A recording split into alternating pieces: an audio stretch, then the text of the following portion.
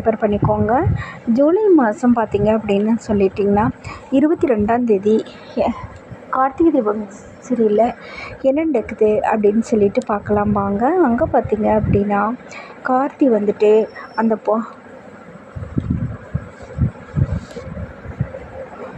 பஞ்சாயத்தில் பார்வதிங்கிற பொண்ணு வந்து சிவனாண்டியும் சந்திராவும் பிளான் பண்ண பிரகாரம் சாமுண்டீஸுடைய கணவர் வந்து 6 மாதமாக எங்களோட பழகிட்டார், அவர் தப்பு பண்ணிவிட்டு இன்றைக்கி என்னோட வாழ மாட்டேங்கிறேன்னு பெரிய பிரச்சனை பண்ணி விட்ருவாங்க. அதுக்கப்புறமா நகையை வந்து சாமுண்டீஸ்வரி நகையை அந்த சந்திரா திருடி கொண்டுட்டு போய் அவங்கக்கிட்ட கொடுத்து நாட்டி விட்டுருப்பா. சாமுண்டீஸ்வரி நகையை கட்டணும் எல்லோரும் சேர்ந்துட்டு ஒட்டுமொத்த பேரும் சாமுண்டீஸ்வரியோட கணவர் தான் தப்பு பண்ணியிருப்பார் போல் அப்படின்னு சொல்லிட்டு முடிவுக்கு வருவாங்க.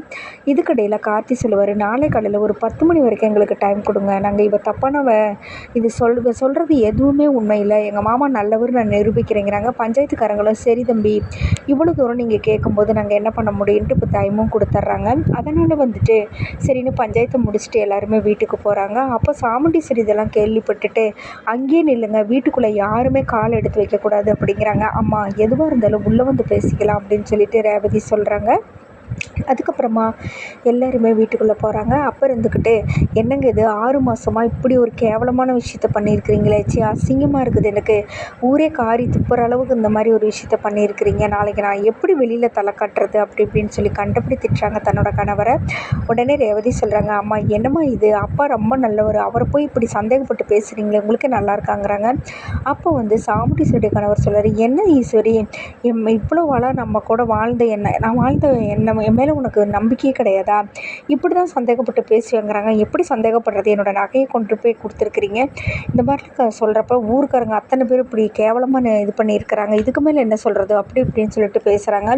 அவங்க அப்பா ரொம்ப ஃபீல் பண்ணிட்டு உள்ளே வராங்க. அப்போ நீங்கள் வாங்கப்பா, அம்மா சொல்லிட்டு போகிறாங்க, அம்மா சொன்னதுனால நீங்கள் தப்பானவர் ஆயிட முடியாது, நீங்கள் வாங்க, அதுதான் நாளை காலையில் 10 மணி வரைக்கும் மாமா டைம் கேட்டிருக்காரு, கண்டிப்பாக அப்பா நல்லவர் நிரூபிப்பார் அப்படி இப்படின்னு சொல்லிட்டு கூட்டிகிட்டு போகிறாங்க.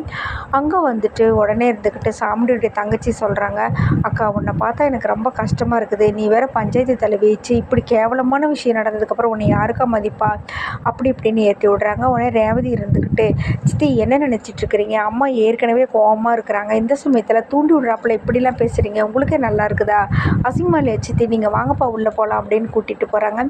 அங்கே போயிட்டு அவங்க அப்பா ரொம்ப ஃபீல் பண்ணிகிட்ருக்குறாங்க. அப்பா சொல்கிறாங்க எல்லாருமே, அப்பா இங்கே பாருங்கள், உங்கள் மேலே எங்களுக்கு நம்பிக்கை இருக்குது, நீங்கள் அந்த மாதிரி தப்பெல்லாம் செய்கிற ஆள் கிடையாது, அம்மா ஏதோ சொல்லிட்டு போகிறாங்க, கண்டிப்பாக கொஞ்ச நாளைக்கு எல்லாமே மாறிக்குவாங்க, நீங்கள் கவலைப்படாத இருங்கப்பா அப்படின்னு சொல்கிறாங்க.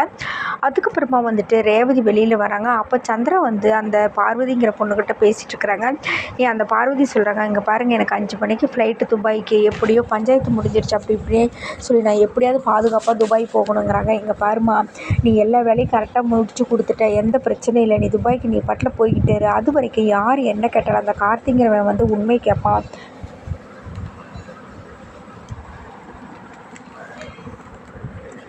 எக்காரணத்தை கொண்டு எந்த உண்மையும் நீ சொல்லக்கூடாது அப்படிங்கிறாங்க. நான் எதுக்கு மேடம் சொல்ல போகிறேன், அதெல்லாம் சொல்ல மாட்டேன் அப்படிங்கிறாங்க. இந்த சித்தி பேசுகிறத ரேவதி கேட்டுட்ருக்குறாங்க. யார்கிட்ட சித்தி இப்படியெல்லாம் பேசிகிட்ருக்குறாங்க அப்படின்ட்டு உடனே கார்த்தி மாமாவுக்கு ஃபோன் பண்ணுறாங்க.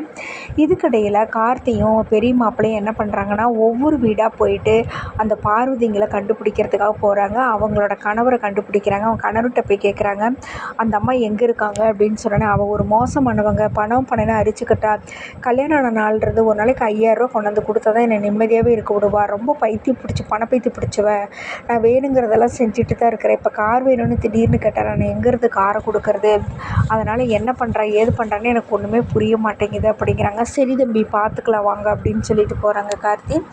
அதுக்கப்புறமா ரேவதி ஃபோன் பண்ணி கார்த்திக்கிட்ட எல்லா விஷயத்தையும் சொல்கிறாங்க. மாமா இந்த மாதிரி சித்திகார்ட்டே பேசிகிட்ருக்குறாங்க, ஒரு பொண்ணு கூட துபாய்க்கு 5 மணிக்கு ஃப்ளைட் அப்படின்லாம் சொல்கிறாங்கங்கிறாங்க.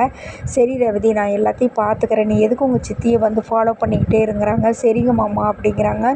அப்போ வந்து கார்த்தி வந்து பெரிய மாப்பிள்கிட்ட சொல்கிறாரு, இப்போ என்ன மாப்பிள்ளை பண்ணுறது அப்படின்னா, நான் அவனுக்கு சொல்கிற மாதிரி செய்யுங்க அப்படின்னு அவர்கிட்ட ஒரு பிளானும் சொல்கிறாரு.